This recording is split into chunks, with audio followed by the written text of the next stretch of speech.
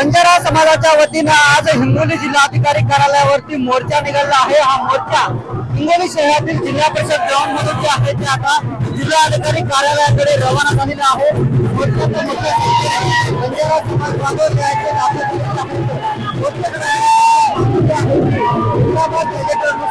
आम्हाला ही आरक्षण द्या या मागणीसाठी हे सगळे मोर्चेकरी जे आहेत ते आता हिंगोली जिल्हा परिषदेच्या व्हरांड्यामधून जे आहेत ते जिल्हाधिकारी कार्यालयाकडे निघाले आहेत।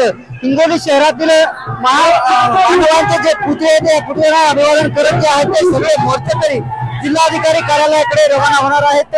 एसटी प्रवर्गातून आम्हाला आरक्षण द्या यासह विविध मागण्यासाठी जे आहे ते आपण या ठिकाणी मोठ्या संख्येने मोर्चेकरी निघाले आहेत। मोर्चामध्ये मोठ्या प्रमाणात महिलांचाही सहभाग आहे। हा मोर्चा आता नांदेड नाका बरोबर गांधी चौक इंदिरा चौकातून थेट मोर्चा जो आहे तो हिंगोली जिल्हाधिकारी कार्यालयावरती धडकणार आहे आणि जिल्हाधिकाऱ्यांना जे आहे ते विविध मागण्या या ठिकाणी मोर्चेकरी निवेदन देणार आहेत आणि त्यानंतर या मोर्चाची जे आहे ते सांगता होणार आहे। ज्याला ज्ञानेश्वर वानखेडे सर मी रमेश चेंडके TV9 मराठी हिंगोली।